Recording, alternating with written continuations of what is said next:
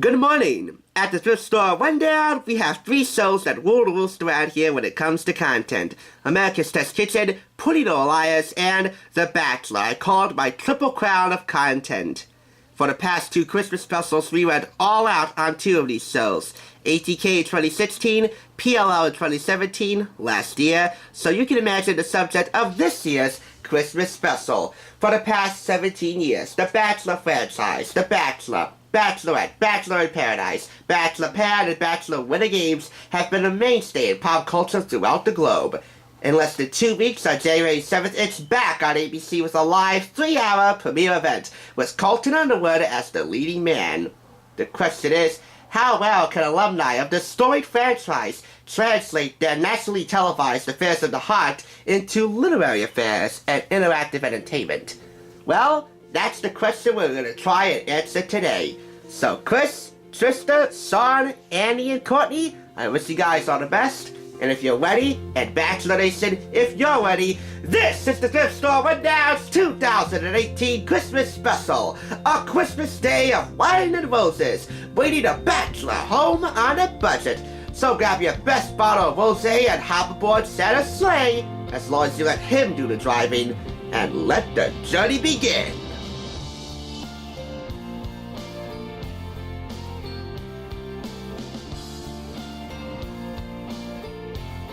We begin with The Bachelor the video game from Ludia Inc. and Warner Bros. Games for the Nintendo DS. Here's the trailer. Are you ready for the person of your dreams? The Bachelor the video game. Based on the hit TV show and featuring me, your virtual host, Chris Harrison. Experience the drama of dating and the fun of flirting with your favorite bachelors and bachelorettes. Get acquainted on fun romantic getaways.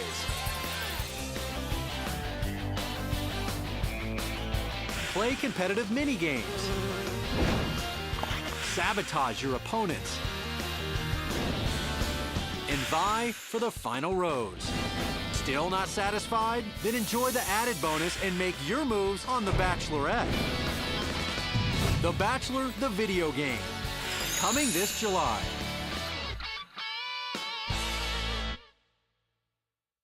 So now that you know what the game is like, let's take a look at the back of this. This is actually the second copy I purchased, and the first one I've done so online. Experience the excitement of the TV show as you compete for the affections of the Bachelor or the Bachelorette. It's up to you to make an impression that will leave your student with only one option, to offer you the final rose. And there he is, your virtual host, Chris Harrison. Chris Harrison is once again your host and will guide you through the game, just like the TV show. Sabotage your opponent's dates to prevent them from receiving a rose, or they may sabotage yours. Interact with real-life The Bachelor and Bachelorette contestants. Test your personality type and view your dating profile and compatibility results to find your perfect match. Rated T for alcohol references and sexual themes. Licensed by Nintendo. This is the Amazon copy I purchased online. The first copy I purchased was at GameStop, and I have it inside my DS.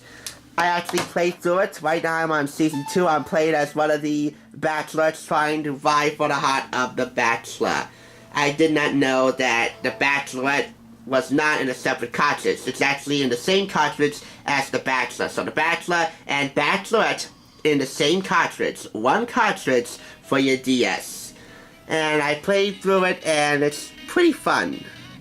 However, thematically speaking, to a critical standpoint, it's sorely lacking. For the most part, it's just a bunch of competitive mini-games with very little romance.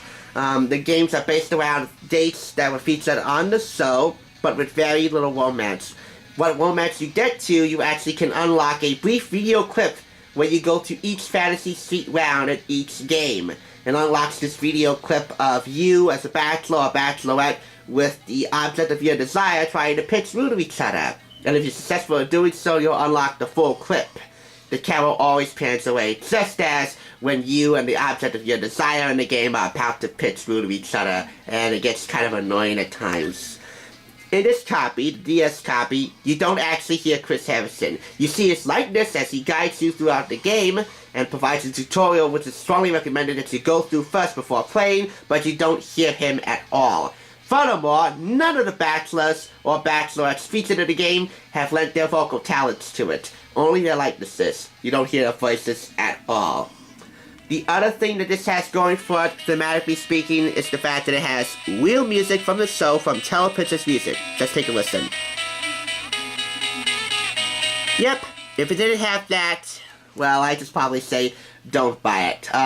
The DS game, if you're looking for a good momentary distraction that'll get you through, I don't know, like 15 minutes to maybe 25 at the most, not a half hour, this is pretty fun, but thematically speaking, it's a bit underwhelming. If you want the full package, if you want to hear Chris Harrison, and if you want this a bit more animated, get the Wii version. The Wii I do not have because we never found it at the thrift store, and the DS, well, it's good if you're looking to take The Bachelor on the go, but that's as far as I'm going to go with this. So for The Bachelor, the video game, I'm giving it 3 out of 5 for the DS. For the Wii version, I'm going to assume that it's a 3.5 out of 5.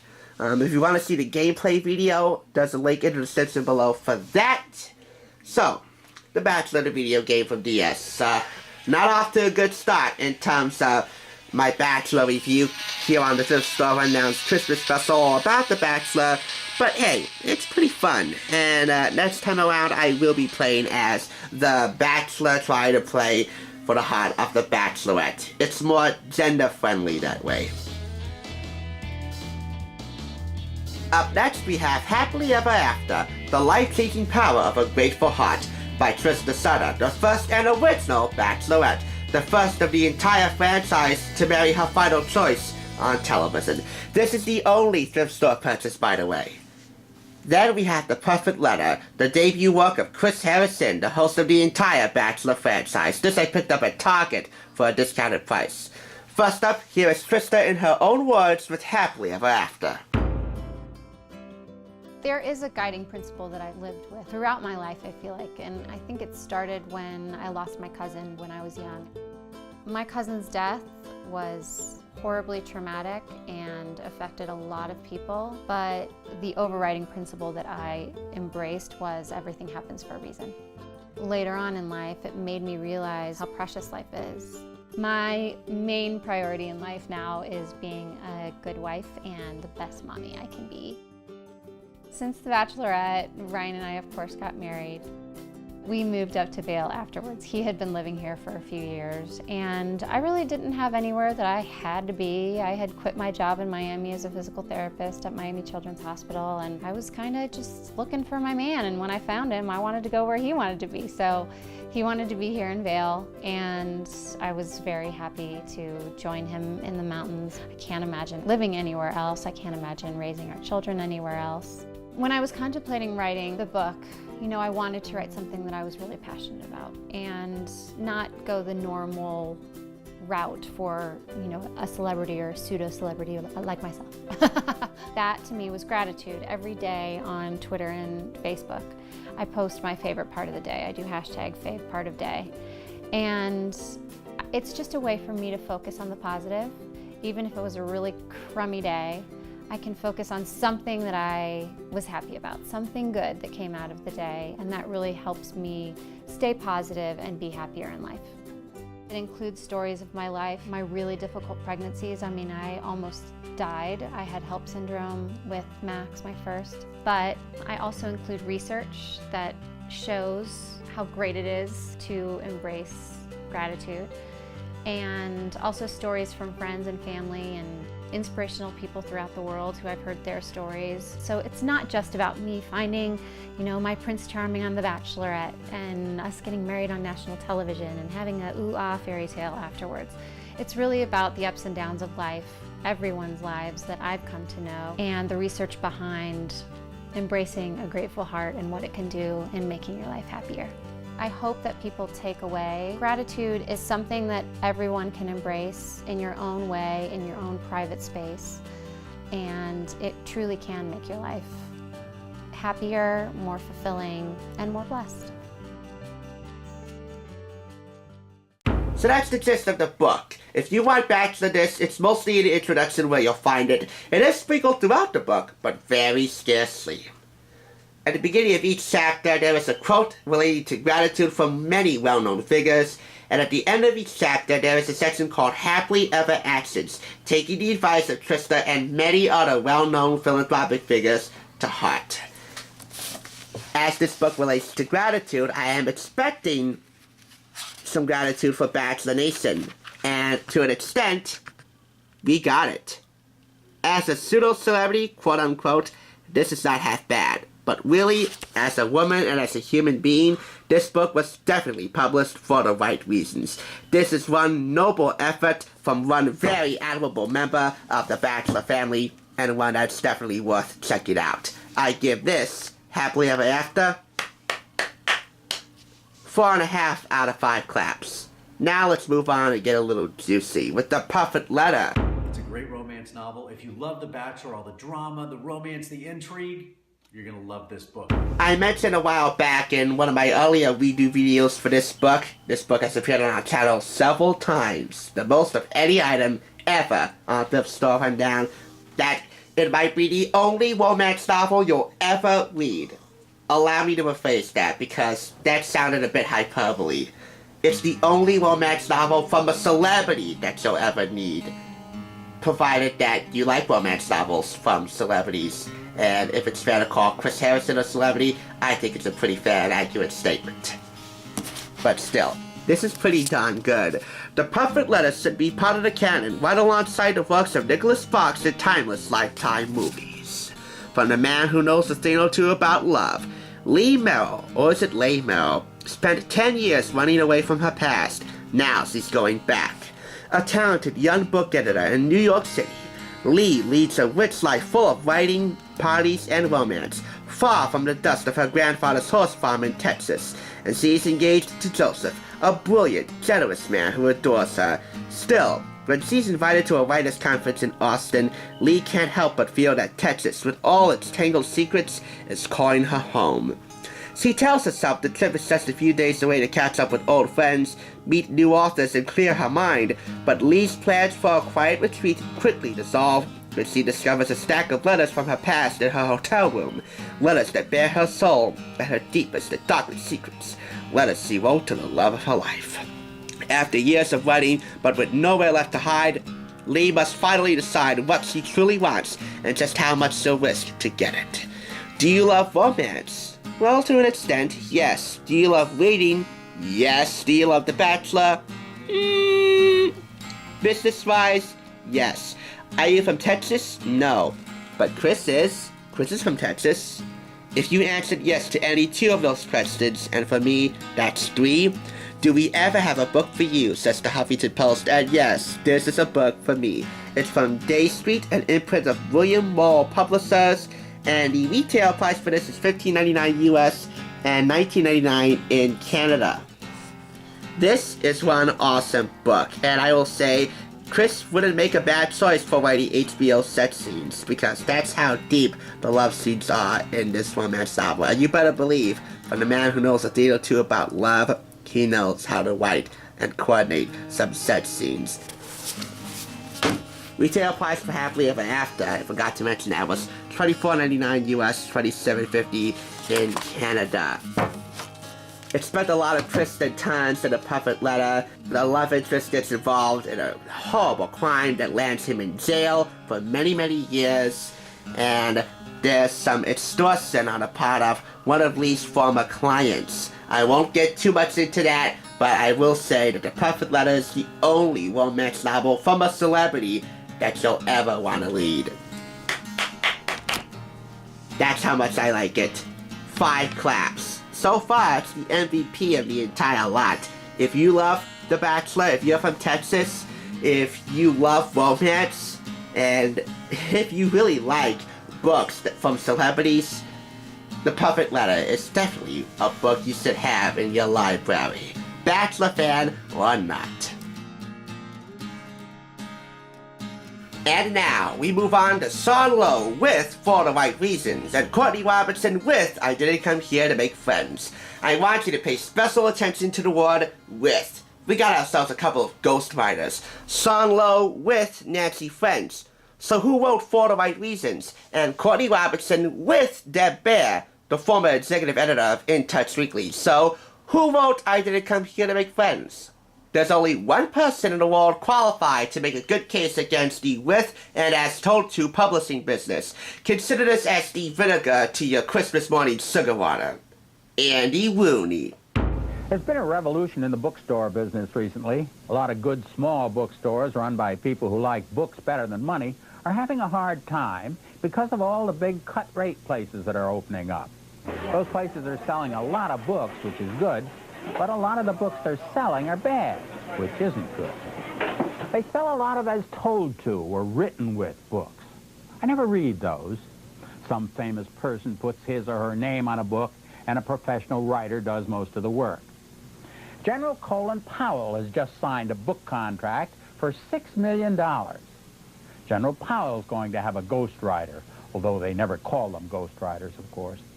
I don't know. General Powell's one of the capable people in this country. For $6 million, don't you think he ought to write the book himself? He's just following a precedent, I guess. General Norman Schwarzkopf's book was called an autobiography. The definition of autobiography is the biography of a person written by himself. They shouldn't call it an autobiography when it's written by someone else.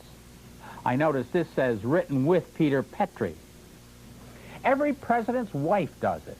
Betty Ford, Nancy Reagan. Nancy did it twice. I like Barbara Bush, but this was sickening. The story of their dog Millie as dictated to Barbara Bush. Please, give me a break. Larry Speakes was President Reagan's spokesman, but apparently Speakes, the spokesman, had to get Robert Pack to be his rightsman. This has Howard Cosell's name on it. I never played the game. I guess you never wrote the book either, Howard. Books by superstar athletes are almost always with someone. Mickey Mantle. And how much of this book do you think Magic Johnson wrote?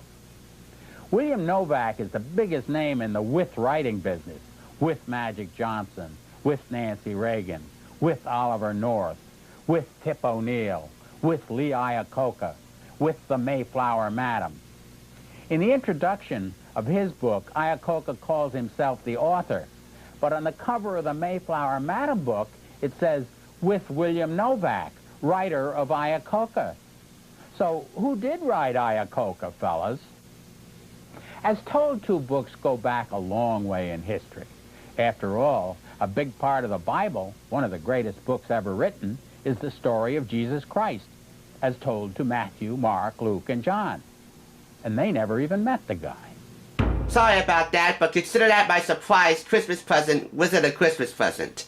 To add some substance to this. Anyway, here is Sean in his own words with For the Right Reasons.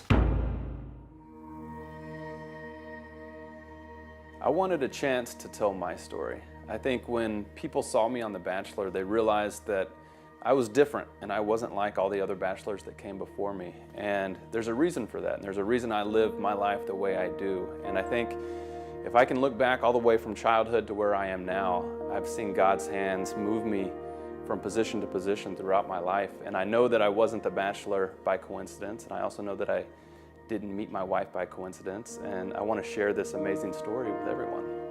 Prior to going on The Bachelorette, I struggled with where is my career going? Where is my life going? And a lot of times I would ask God, like, God, just lead me. I'm not happy at this job and lead me to something better.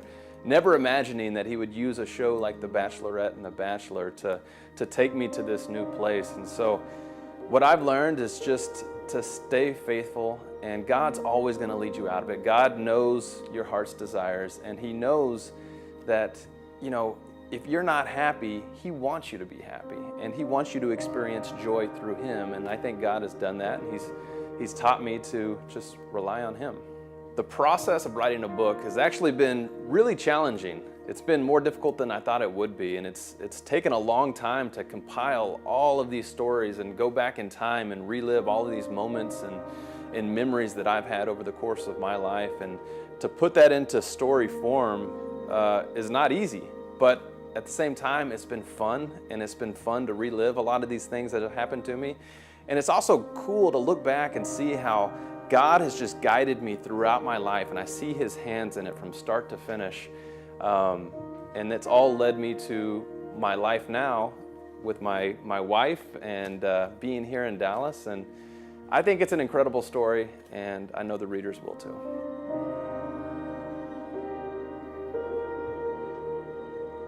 America's favorite bachelor on faith, love, marriage, and why nice guys finished first. This gripping tell-all uncovers the backstage drama that fuels the Bachelor and Bachelorette, the personal struggles and Christian faith that have made him the man he is today, how he overcame heartbreak to find his true love, Catherine, the keys to pursuing purity in the cynical, sexually charged Hollywood culture, and much more. Sean Lowe, star of ABC's The Bachelor and Bachelorette, he was on Emily Maynard's season before he became America's favorite bachelor, finally lets down his guard to expose what the cameras and microphones couldn't capture on the set. For the right reasons, traces the minefields that he tiptoed through while struggling to honor his Christian convictions in the morally complex world of romance reality television. With disarming candor, the Texas-bred former football star reveals the dreamlike highs and the devastating lows that come with primetime celebrity status. Along the way, he shares how the hard lessons he learned apply to the challenging journeys that each of us may take in life.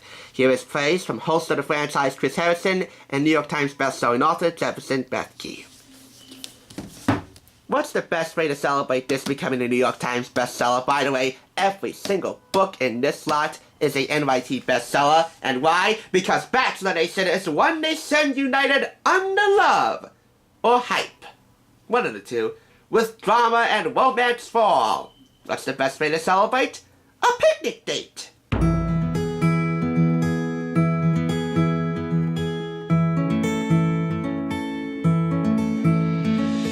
Sean and I have been really busy this past summer and fall, and I really want to spend some quality time with him. So I set up a park date, and I think Sean's gonna love it. Catherine texted me earlier and said she wanted to have a lunch date, which is awesome because I'm starving. It's all I can think about. I can't wait. Hey, baby. Hi. Missed you. You look plaid Oh, and handsome. Picnic. Yeah. I thought I wanted to set up a date for you because I haven't seen you for a while. Well, thank you. I'm glad. I'm hungry. Oh. Well, I thought we would take a walk, but if you want to eat first. Yes. Can you eat? Food. Yeah. Okay. Let's do food.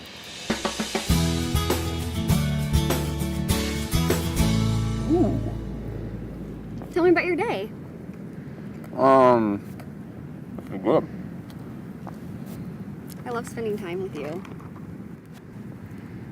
I'll spend time with you too. I'm so attracted to you. I am so hungry. Since I set up this date, I'd hope you have a note for me. A note like we used to do? Yeah. No. I set up this really nice date for Sean and me, and he doesn't even appreciate it. He's not being present at all, and it's like he doesn't even care that I'm here. Sean. Huh? I feel like you're really distant. Like, you're not even here. Like, you're not even here for the right reasons. What do you mean? You know what? I'm gonna go. Wait. Where are you going? I haven't finished my chicken wrap. So Catherine's like, I don't even know if you're here for the right reasons. But I'm like, I'm hungry. I'm a dude. I gotta eat. Wait. Let's talk about it. Sorry I wasn't paying attention. I totally made that all about me. It's okay. Come here.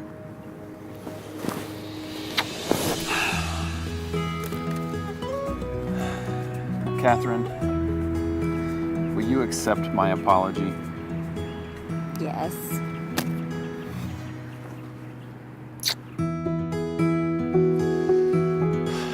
wanted to make sure that you knew I was here for the right reasons. Yeah, right, food. Feed me now. That was a good chicken wrap. Stop with a chicken wrap. Ooh, looks like Son wasn't there. Book title. But who can blame him? Especially when Catherine can cook up some mean picnic food. Bonus, this has a photo inset. Same deal with I Didn't Come Here to Make Friends, and we'll show you that later on.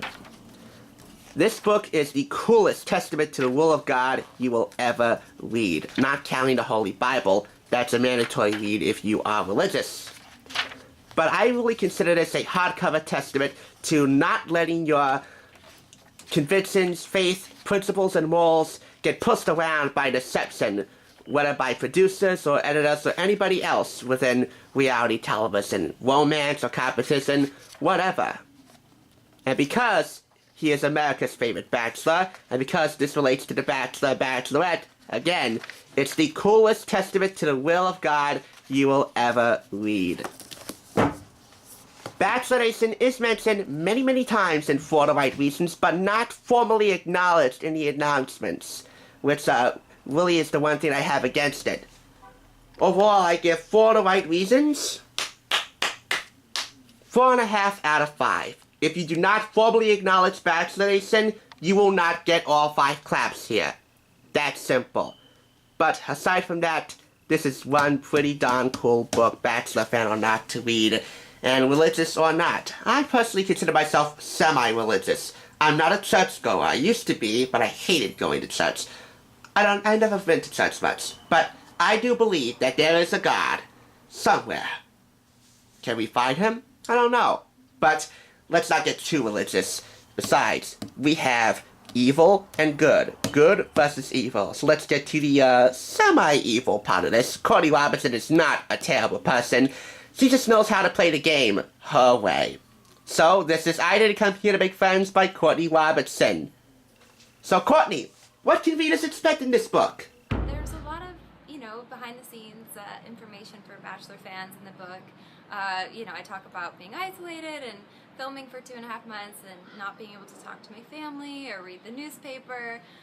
So lots of good dish in there, and I hope you guys enjoy reading. Oh, thanks for that, Courtney. But I do believe that, as you said in the book, that's just the tip.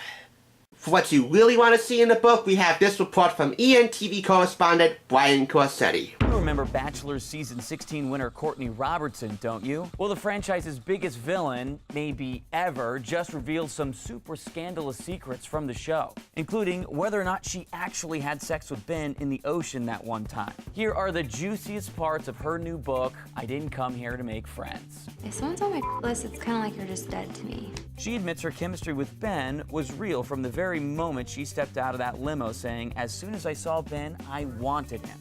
She also admits that, yes, she was a bitch to some of the other girls in the house, but apparently only because they hated on her first. Winning. I got a rose, you don't. Oh, and about their late-night skinny-dipping date in that infamous Bachelor episode, Courtney reveals, yes, Ben and I did have sex in the ocean, on camera. It was immediate, but it was only for about 20 seconds, and, it was just the tip. After the show, things were rocky, and she blames Ben for the end of it all, saying, "I love being engaged to Ben, but apparently he only showed her affection when they were in front of the other Bachelor alumni." Ouch. Oh, but the Ben slams don't stop there. She goes on to basically call the former Bachelor a liar and insecure. Apparently the last one is the reason he didn't let her do Dancing with the Stars, allegedly telling her, "If you do it, you won't have a fiance." But the biggest reveals in the book are about her celeb relationships outside of the Bachelor franchise. Her suitors apparently included Jesse Metcalfe, Reese Witherspoon's now husband Jim Toth, and Entourage star Adrian Grenier, who she claims had the biggest penis she's ever seen. This may be the juiciest book of the entire lot you will ever read. Here's the photo inset. And I must say, the more juicy a Bachelor or Bachelorette book is, the more fun it is to read. And this book is just head over heels fun. Not to mention the fact that Courtney is super hot. And I don't know what Ben Flagstick did to screw it up. As a bonus, there is an epilogue. Basically, it is a Where Are They Now epilogue, detailing specific key members within the Bachelor and Bachelorette family, with the same candor wit that Courtney gives throughout the entire book. She was the villain the Bachelor fans loved to hate. Now Courtney Robertson takes us along on her journey to find love and reveals that happily ever after isn't always what it seems. Courtney Robertson joined season 16 of The Bachelor looking for love. She fit the casting call. She was young, single, a working model, and a natural in front of the cameras. Although she may have been there for all the right reasons, as the season unfolded and sparks began to fly, something else was clear.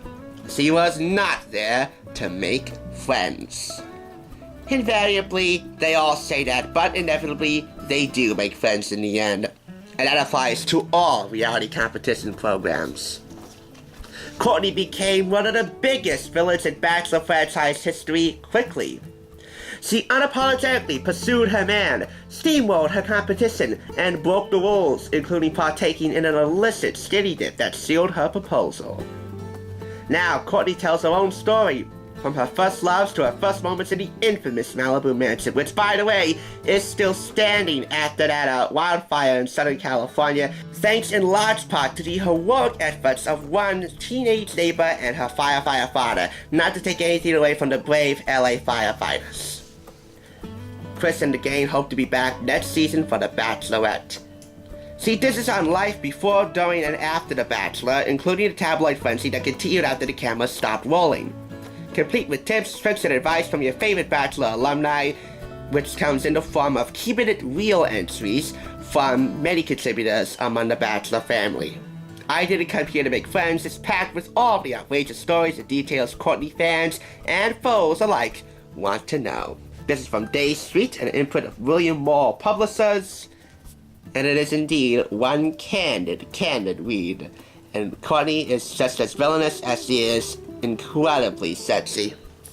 Retail price for this is $15.99 US, and for the right reasons, is there a retail price? Yes, there is, $24.99. This is from Nelson Books, an imprint of Thomas Nelson. Good versus semi-evil. Which will you choose? And now we save the best and longest for last. The New York Times best-selling author, the season 10 Bachelorette, the former Atlanta assistant district attorney prosecuting gang crimes, the one and only Andi Dorfman.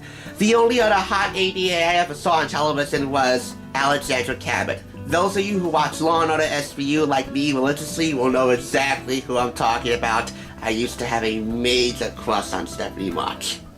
Anyway, it's not okay. Turning heartbreak into happily never after. And the follow-up, Single State of Mind. Before we get into either of these books, it's important that we take a step back and look at Andi's journey to find love, the beginning and the end. And for that, we turn to our partners in entertainment news at Clever, Evan Robinson, and Misty Kimber. Take it away. Yay! The Bachelorette Season 10 premiered last night on ABC. Andi Dorfman, you know, the adorable 27-year-old district attorney from Atlanta. I love her. She was on Juan Pablo's season, of course, and she made it to the final 3 and famously kind of bashed him and left the show on her own accord. Good for her, but she's back. So 25 guys plus 1 were vying for her heart last night. At the beginning of the show, it was awesome because Chris Harrison paid tribute to Eric Hill, who passed away in a paragliding accident after the show was done filming. He, of course, is on the show, so that was awesome that they dedicated the season to him. Yeah. I want to point out, first of all, we got to get to the best part of the show. There was a party crasher. Chris Bukowski, who was on Emily Maynard's season, tried to win Andi's heart. He tried to get into the mansion. He wasn't invited in. Right. I can't give up like this. No, I mean, we can't go up. I can't. I came out here. I seriously came out here. I've been out here for 7 days on my own. How did you even know when we were shooting? I didn't. That's why I've been out here for so long, and it's killing me. Because the only thing that happens from here is it gets bad. He's crazy. That is a sign of a crazy person. You guys, this was seriously the most desperate part of the show, which made for some great television. Chris Harrison basically had to kick him out. Poor guy. Let's get down to the really good part, though. Here are the best standout meet and greets that Andi had to deal with. There was a wedding coordinator who gave her a lock and key and then attached it to some garden fixture. There was Brett who gave her a hotel lamp. Romantic. Cody, the personal trainer, pushed the limo up the driveway. There was Nick, the pro golfer, who arrived in a golf cart. Sexy. Cheesy McCheesy. I like it. Bradley, the opera singer, he didn't sing to her when they met, but inside the house he decided to like serenade some of the guys. That's awkward to me, actually. Really awkward. And then the guy who got the first impression rose was Nick V, and he has 10 siblings. And I think he just won Andi over because he was saying he acts like a father figure to them. And so that's nice. She's a family girl. Yeah, it's always hot when a guy is like a responsible guy who takes care of people. Yeah, I can see that. He can take care of her. Right. We all want that, in a way. All right, lastly, I gotta mention Josh V from Denver, who was sent home but had this amazing exit interview. This was something that a friend put me up to, and I showed up and said, oh, this is great. Yeah, sure, let's give it a try. Let's embarrass the out of myself for one night to do absolutely nothing, to accomplish nothing. And then I'm gonna call my parents tomorrow and be like, yeah, that sucked. That's just great and awesome. Well, that's reality television. People are drunk and it's 4 a.m. Oh, the drama, 4 a.m. drunkenness. So basically, I think this season's off to a great start, and I cannot wait to see what Andi does this season. And now the end of Andi's journey, as told by Aaron and Misty. Last night was the season 10 finale of The Bachelorette. Andi Dorfman finally chose her man. Honestly, I was super shocked about what happened and what went down. So in the final episode is when the last two guys go and meet her family. They're in the Dominican Republic the whole time. I was like pretty sure that she was picking Nick. He had gotten the first impression rose in the very first episode. The entire season, they made it seem like these two were so in love more than anyone else. And then Andi shocked us the morning of the proposal and did this. Woke up this morning and didn't feel that something was right. It's not right. It's not like what I envisioned. It's not right. Today isn't right. I like that she didn't send him to the altar because, you know, usually they bring the two guys to the altar at the end and they only let one of them propose. She was nice. She sent him home before that. She just left Josh there, and I was so surprised. Yeah, I didn't watch The Bachelorette this season, so I have no idea what you're talking about, but that kind of stuff, I feel like the producers set the show up so that you will at the end be shocked. Yeah, no, they totally did that, and when Josh finally got down on one knee to propose to Andi, it was so magical. Gosh, I've loved you since the moment I laid eyes on you. I've loved you since the moment I saw you and spoke to you, and out of everything I've been through, I know I love you. I am madly in love with you. Andi, Jeanette Dorfman, will you marry me? Yes! So after the final rose, after the episode, this is where things get awkward. So Chris Harrison brings out all the guys. They bring Andi, and she comes out with Josh for the first time as a couple. By the way, he lives in Atlanta, and she lives in Atlanta, so it was like just meant to be. Anyways, Nick has been trying to get a hold of Andi for months since the show to find out why she didn't pick him, and she has been avoiding him. So on the show last night, he got his chance to confront her finally, and he ended up totally dissing her and talking about the fantasy suite. If you weren't in love with me, I'm just not sure why you made love with me. I don't. Well, first of all, I think that's kind of below the belt. I think that's something that should be private and kept private. That's sort of like an unspoken thing. You don't talk about the fantasy suite on the show. Like, it's just sort of an unspoken rule. You don't talk about what goes down there, because that is their one moment to have no cameras and do whatever they want for a whole night. So that was kind of shocking. Nick, you aren't looking so good here. Yeah, but Nick is probably as shocked as you were that he wasn't picked. I mean, it seems like throughout the season that she really led him on. He's very angry, and her avoiding him, that's gonna make this even I was worse. kind of surprised she did that, because she's a really good girl. Anyways, here's what's on everyone's mind now. Who is the next Bachelor gonna be? Usually after the final rose, they announce who the next person is, but Chris Harrison didn't do that. But what he did do is he did mention on the show that you're gonna have to wait a little while to find out who the next Bachelor is. But while he was doing it, he went and stood behind Chris, who got third place on Andi's season, and kind of like went like this, and Chris got a little flushed in the face and got red. So I'm thinking that Chris is the new Bachelor. We'll have to wait for the final announcement, but that would be super exciting. He is a farmer from Iowa, so he's gonna need a little small town girl, maybe. Oh no, you're taken. Yeah, I'm taken. But he's right up my alley. If I was single. Really good finale. So there you go. Let's jump right into It's Not Okay. Here is Andi in her own words behind the scenes at the photo shoot for the cover of this book.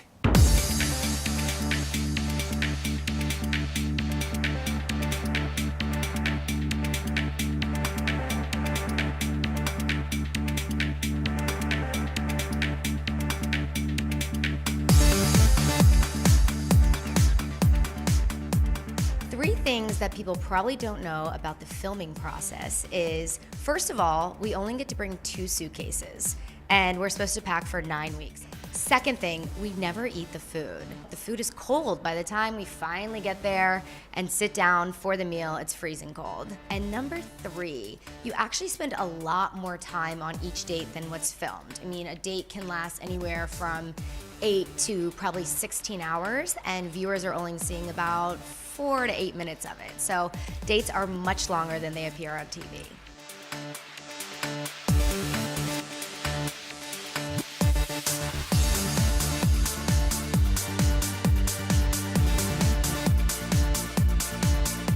I think the most important piece of advice that I want to give people that read my book is to kind of embrace the fact that you're going through a breakup. I know that sounds really weird, but it's happening and you have 2 choices. You can either kind of tackle it head on or you can avoid it. I think tackling it head on allows you to kind of really grieve, and also, you know, the best thing is don't be embarrassed. Everyone either has been through a breakup or pretty sure they're gonna go through a breakup at one point in their life. I think the writing process for me actually ended up being very healing. Especially reading it back. When I read back some of my entries, I had to kind of just laugh and think, oh my gosh, how did I actually feel that way at that given time? But a lot of it was cathartic. I got to kind of release a lot of emotions and feelings in the privacy of my own little diary, which is now shared with all of you. But yeah, it was therapeutic to kind of just go through all of those emotions and actually get them out from my mind onto a piece of paper.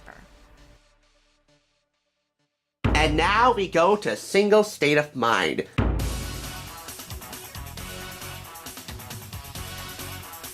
Single state of mind to me is a state of being, and it's embracing and appreciating and just enjoying something that sometimes has a stigma to it. If I had to give any advice to young women that are moving to New York City or a new city, I would say just go for it and enjoy it and know that there's going to be some hurdles for sure, but to relish in the happiness and the moments that you have, because you will. By the way, Single State of Mind is an Audible audiobook. They're not paying me to say this, Amazon's not paying me to say this, but Audible is owned by Amazon, and you can download this book on audible.com. 150,000 audiobooks, and this just happens to be one of them.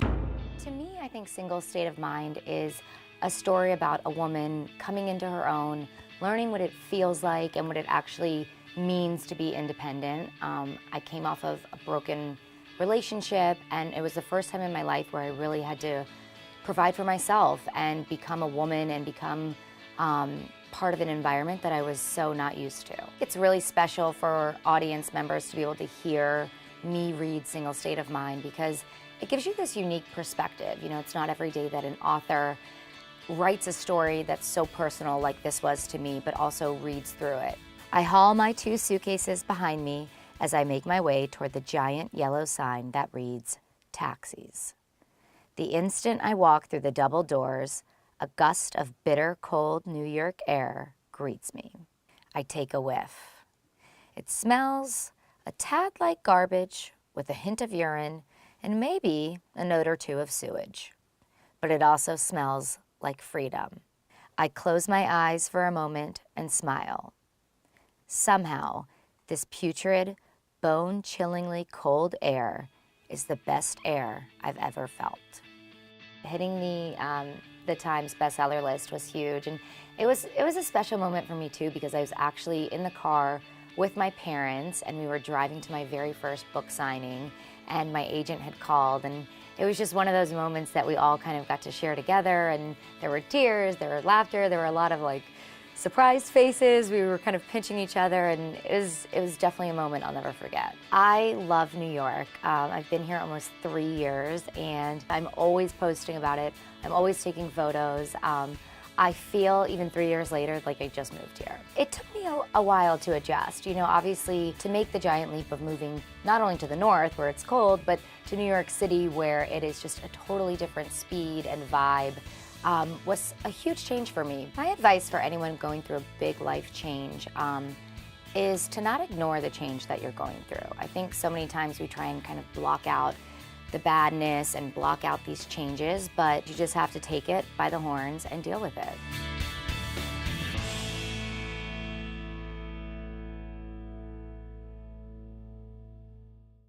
Let's compare the two books. It's Not Okay is told in the form of daily journal entries, while Single State of Mind goes the traditional chapter-by-chapter route. And you don't have to be a statistics expert among the Bachelor brackets community to know who Andi disses in her introduction to It's Not Okay. In fact, it's right in the title. It's not okay! Juan Pablo. Bachelorette star Andi Dorfman is the ultimate girl's girl, beloved by fans for her relatability and frank honesty. Millions of people tune in to see her chosen suitor get down on one knee and propose, but in reality, her journey to find love was no bed of roses. Each book is published by Gallery Books, an imprint of Simon & Schuster, and the retail price for each of them is $25 US and $34 in Canada.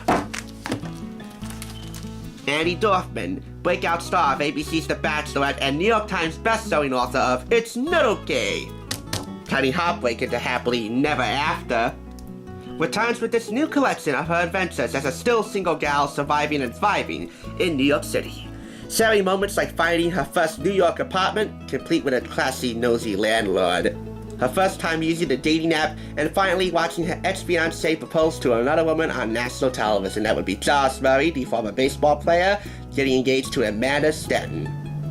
Andi doesn't shy away from fully back the curtain on the life of a reality star who's returned to reality. Filled with a mix of romantic mishaps, city adventures, and of course plenty of insider Bachelor details, Andi's new book is Sex and the City for the reality generation. Dorfman is much more than just her former Bachelorette status, and definitely more than the men she's loved and kicked to the curb. Oh yes, I concur with Fiery 29, I concur wholeheartedly. And this book was definitely published for the right reasons. Both of them, and there I go again. Because in both books, Andi knows who really is the right reason, one of the right reasons why she is where she is. Bachelor Nation, and she formally acknowledges them in both books. Not just for her, but for everybody who has graced their television screens at Villa de la Vina, across America and around the world on Monday nights. It's Not Okay, and Single State of Mind. Right here. Forgive me, things get a little busy on Christmas morning. A little too busy for one's taste, especially one who would like to find some solace and a good private space to read both of these awesome books. They both get, because there's no photo insert of either of them, 4.5 out of 5. Andi Dorfman just might be one of my favorite bachelorettes of all time. Oh, forget it. She is my favorite bachelorette of all time. It was formerly Ashley Hebert, but I would say she's the cutest. Andi is hot, she's a fine Southern peach, and she is very thankful for Bachelor Nation. Quite frankly, she's my favorite bachelorette, and both of these books are definitely worth checking out if you're going through a breakup and you're looking to start over. Breakups are never okay, but they just might be a little more bearable when you got a good girlfriend like Andi by your side. And considering the fact that she was a former ADA in Atlanta, this fine Georgia peach knows a thing or two about getting to the heart of the matter. Now, a couple of more notes before I give my final tally and bid farewell. Obviously, with 5 out of 5, the winner is The Perfect Letter by Chris Harrison, far and away. As somebody in a Huffington Post book review once said, it is the best, worst book you will ever read. This is guilty pleasure craftsmanship, just like the show. And in the acknowledgement section, he also thanks Bachelor Nation too. When I tweeted to him about that, he tweeted to me that he meant every word. And 6 degrees of separation notice, Mike Fleiss, the creator and executive producer of the entire franchise, quoted his tweet and replied, "Love you, man." for me to be involved. It's 6 degrees of separation with the host of the franchise and the creator, the evil genius of the entire franchise, is something of an honor. With 3 out of 5, the loser is The Bachelor, the video game. If you're watching Bachelor Fix now and you're on the go, this is a good momentary distraction with very little romance and lots of competitive mini games. And that's it. If you want to hear Chris Harrison, get the Wii version. If not, if you don't care much for the host, then the DS version is alright. But very little else. So, this is my final tally for today. Were you ready? And you know what? I think you're ready. 5 out of 5 for The Perfect Letter. 3 out of 5 for The Bachelor video game. For Courtney, Son, Trista, and Andi, 4.5 out of 5. And really for Andi, that makes it a 9 out of 10 combined for both of her books. Out of a possible score of 35, the final tally is a 29. Not half bad for a franchise that's 17 years strong.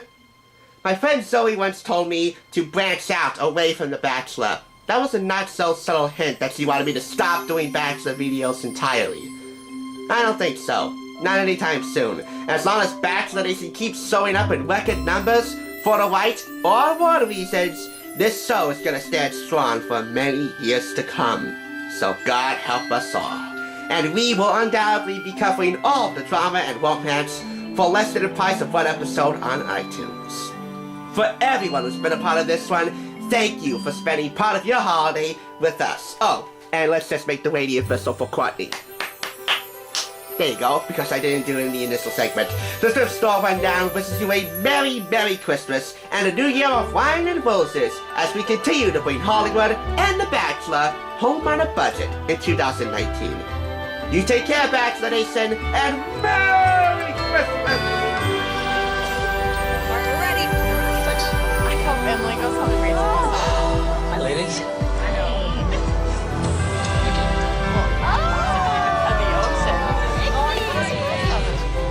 Lindsay. Oh, Courtney gets Wills on time. Ladies, Ladies, Ben, Ben. this is the final rose tonight.